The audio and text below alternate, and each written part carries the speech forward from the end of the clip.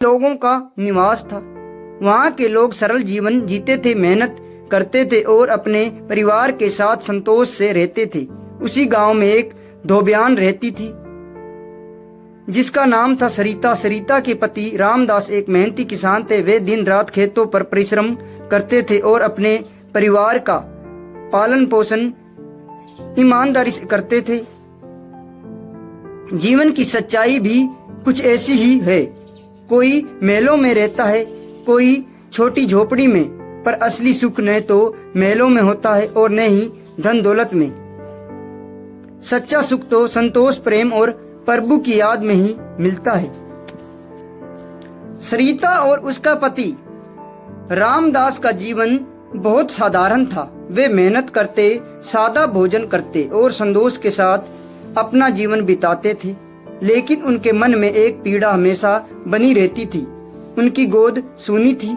उनके घर में कभी किसी बच्चे की किलकारी नहीं गूंजती थी।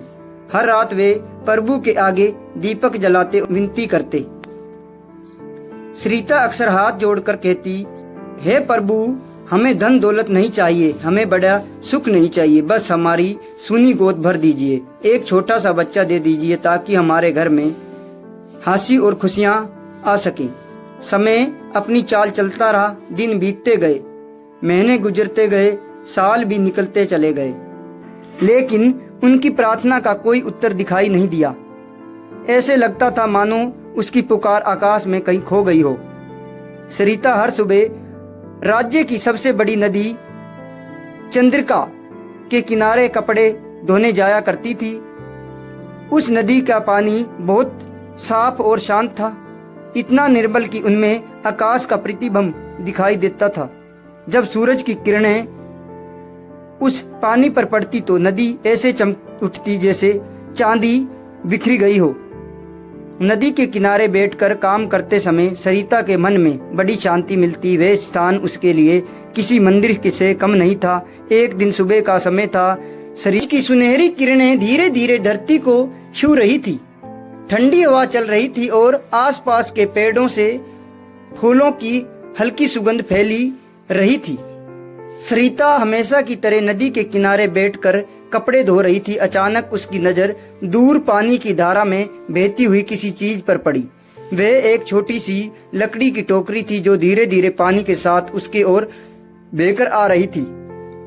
पहले तो सरिता ने सोचा कि शायद ये कोई खाली टोकरी होगी जो कहीं से बहकर यहाँ आ गई हो, लेकिन तभी उसे एक हल्की सी आवाज सुनाई दी, जैसे कोई नन्हा बच्चा रो रहा हो। ये सुनते ही सरिता का दिल जोर जोर से धड़कने लगा। वे घबराकर बोली, अरे ये कैसी आवाज है? नदी के बीच ये टोकरी कहाँ से आ गई? और ये रोने की आवाज, सचमुच कोई बच्चा है? कभी कभी प्रभु हमारी प्रार्थना का उत्तर ऐसे देता है जिसकी हमने कल्पना भी नहीं की होती। सरिता ने धीरे से उस बच्चे के गले को छुआ और बोली, कोई अपने बच्चे को ऐसे नदी के भरोसे कैसे छोड़ सकता है? फिर उसने प्रेम से बच्चे को निहारा और मुस्कुराकर कहा, देखो रामदास, इसकी आंखें कितनी सुंदर हैं। ऐसा लगता है जैसे नीला आकाश इन आंखों में उतर आया हो। सरिता ने स्नेह से कहा, मैं इसका नाम रखती हूँ आरव। रामदास मुस्कुरा उठा। उसकी आंखों में खुशी की आंसू आ गए। वे बोला, आरव, नीली आंखों वाला हमारा बेटा, सालों से हमारे घर सूना था, अब इसमें भी हंसी गूंजेगी। उस दिन के बाद वह बच्चा सचमुच उनके जीवन का रोशनी बन गया। समय धीरे धीरे आगे बढ़ता गया। 1 वर्ष बीत गया। फिर एक दिन वही नदी का किनारा था, वही शाम का समय, वही शांत वातावरण। सरिता हमेशा की तरह नदी के किनारे कपड़े धो रही थी। सूरज धीरे धीरे ढल रहा था। उसकी लालिमा पानी में चमक रही थी।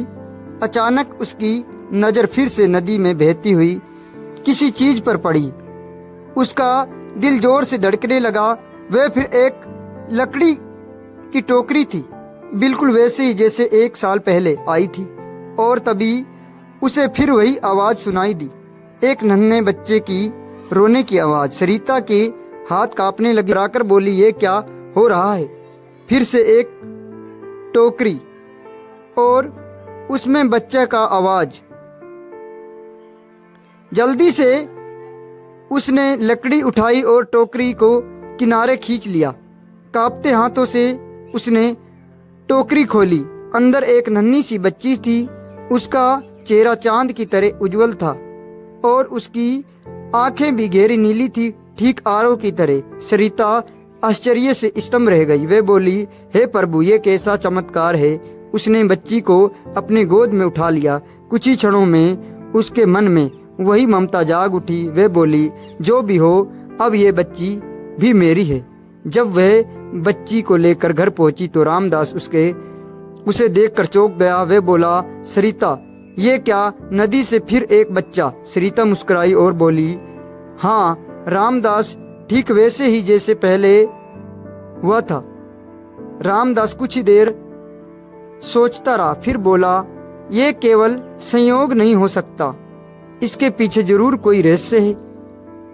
उसने बच्ची की आंखों में देखा और कहा, देखो, इसकी आंखें भी नीली हैं, ठीक आरव की तरह। फिर वे मुस्कुराया और बोला, इसका नाम है आर्या। आरव को एक बहन मिल चुकी थी। सरिता की आंखें खुशी से चमक उठी। उसका छोटा सा घर अब सचमुच खुशियों से भर गया। लेकिन उसके मन में एक प्रश्न अभी भी था, ये बच्चा आखिरकार कहां से आया? उधर उसी समय सूरज नगर के राजमहल में गहरा दुख छाया हुआ था। राजा आदित्य अपने जीवन के सबसे बड़े दुख से गुजर चुका था। उन्हें बताया गया था कि उनका पुत्र जन्म से पहले ही मर गया है और बाद में उनकी पत्नी रानी काव्या भी संसार छोड़कर चली गई है। उस दिन के बाद राजा का मन टूट गया। उन्होंने कहा, अब जीवन में कोई अर्थ नहीं रहा। से नीला मोर देखा। उसके पंख गहरे नीले थे और सूरज की रोशनी में एक चमक रही थी। रोशनी ऐसी चमक रही थी जैसे मानो समुद्र की लहरें चमक रही हों। राजा उसे देखकर मंत्रमग्न होकर, लेकिन जैसे ही उन्होंने उसे छूने की कोशिश की, वे मोर अचानक गायब हो गया। राजा ने सोचा, इस रहस्य को जरूर समझूंगा। उन्होंने पूरे राज्य में घोषणा करवा दी कि जो भी उस नीले मोर को पकड़कर लाएगा उसे बड़ा इनाम मिलेगा। एक दिन एक बूढ़ा शिकारी राजा के पास आया। उन्होंने कहा, राजा, वे मोर साधारण नहीं है, उसे केवल एक विशेष व्यक्ति ही पकड़ सकता है। राजा ने पूछा, कौन? शिकारी बोला, आपकी संतान। राजा चौंक गया, लेकिन मेरे तो कोई संतान नहीं। शिकारी बोला, महाराज, आपके पुत्र और पुत्री दोनों जीवित हैं। समय आने पर सच्चाई सामने आएगी। धीरे धीरे सच सामने आया।